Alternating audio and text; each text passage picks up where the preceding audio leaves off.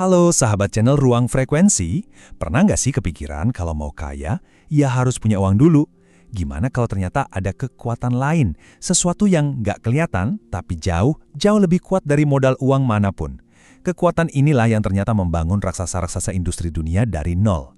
Nah, saya akan tunjukkan gimana caranya pikiran kita, bukan isi dompet kita, jadi modal paling kaya yang pernah kita punya. Yuk kita mulai!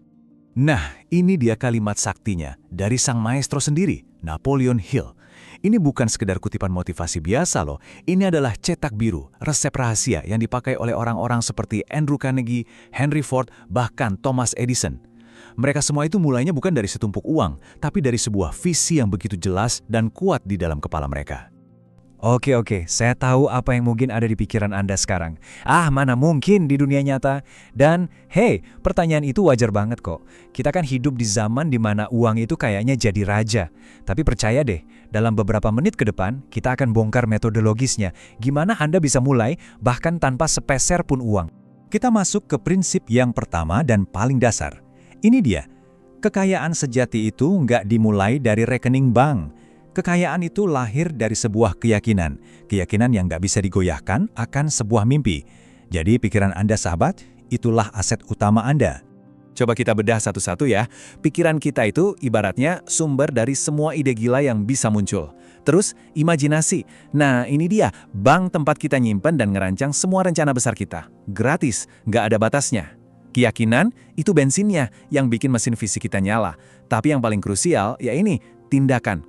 Tindakan itu kayak tanda tangan kita di kontrak sama semesta. Bukti kalau kita ini beneran serius.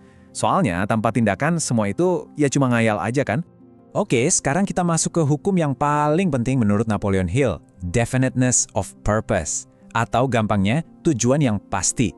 Tanpa ini, semua kekuatan pikiran, imajinasi, dan keyakinan Anda tadi bakal buyar.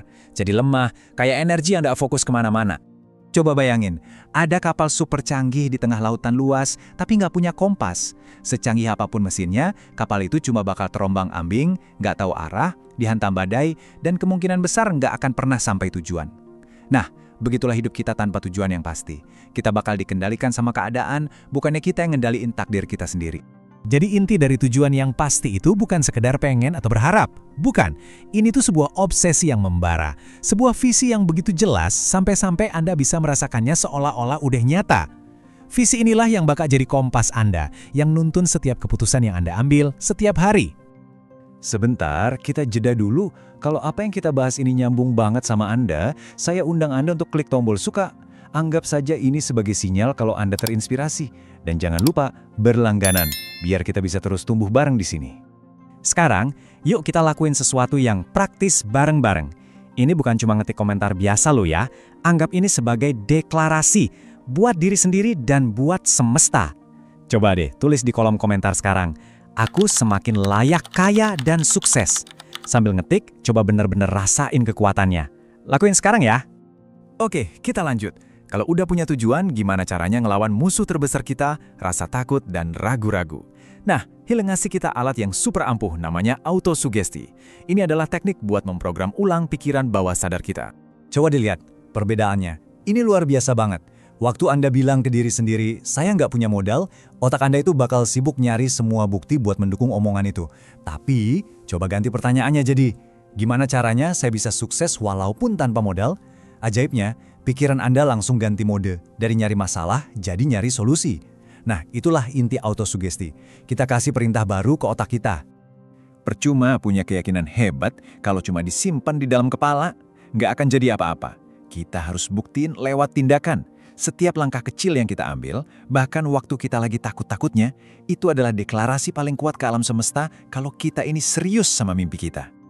Nah, sekarang, ayo kita lihat gimana para legenda ini nerapin prinsip-prinsip tadi.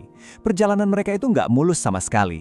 Henry Ford dan Thomas Edison, dua-duanya menghadapi kegagalan dan cemoohan yang luar biasa di awal karier mereka. Lihat angka ini, 10.000. Itulah kira-kira jumlah percobaan yang bisa dibilang gagal yang dialami Thomas Edison sebelum akhirnya klik. Bola lampu pijar yang bisa dijual itu berhasil ditemukan. Coba bayangin, tingkat frustrasinya. Nah, ini dia nih yang gila dari cara pikirnya Edison. Dia nggak pernah ngelihat 10.000 percobaan itu sebagai kegagalan. Sama sekali enggak. Buat dia, itu semua adalah persiapan. Itu adalah 10.000 langkah yang harus dia lewatin. 10.000 cara yang salah, yang justru ngebawa dia makin dekat ke satu cara yang benar. Jadi setiap gagal itu bukan akhir, tapi malah jadi data. Jadi pelajaran berharga. Dan cerita mereka itu mirip-mirip loh. Henry Ford diejek habis-habisan karena mobilnya dianggap mainan orang kaya. Walt Disney dipecat dari koran karena katanya nggak punya imajinasi. Andrew Carnegie dianggap gila. Apa coba benang merahnya? Mereka nggak nunggu persetujuan dari orang lain. Keyakinan di dalam diri mereka itu jauh lebih kencang suaranya daripada semua keraguan dari luar. Oke, teorinya keren banget. Tapi gimana cara mulainya? Praktisnya gimana? Sekarang juga, tanpa perlu ngeluarin uang, ini ada 3 tindakan sederhana tapi dampaknya luar biasa yang bisa langsung Anda lakuin hari ini. Pertama, yang paling gampang, ambil kertas dan pulpen, tulis tujuan Anda sejelas-jelasnya. Jangan cuma dipikirin, tapi tulis. Kedua, jadilah aktor buat mimpi Anda. Tiap pagi dan malam sebelum tidur, pejamkan mata dan bayangin tujuan itu udah tercapai. Rasain emosinya, senangnya, bangganya. Dan ketiga, siapin tameng mental. Buat satu kalimat positif yang kuat dan ucapkan terus-menerus, terutama pas rasa ragu mulai datang. Pada akhirnya begini. Sukses itu bukan sesuatu yang dikasih orang lain atau butuh izin dari siapapun. Sukses itu hasil dari sebuah keputusan. Keputusan yang teguh. Bukan lagi bilang, saya akan coba, tapi bilang, saya pasti berhasil, apapun yang terjadi. Jadi pertanyaannya bukan lagi, apakah saya bisa, tapi apakah saya siap untuk memutuskan. Saya tutup dengan kutipan paling kuat dari Napoleon Hill. Coba biarkan kalimat ini meresap dalam-dalam. Kekuatan untuk menciptakan kenyataan yang Anda mau, itu udah ada di dalam diri Anda. Tepatnya, di dalam pikiran Anda. Selalu ingat, modal terbesar Anda itu bukan apa yang ada di dompet, tapi apa yang ada di antara kedua telinga Anda. Mulailah membangun dari sana.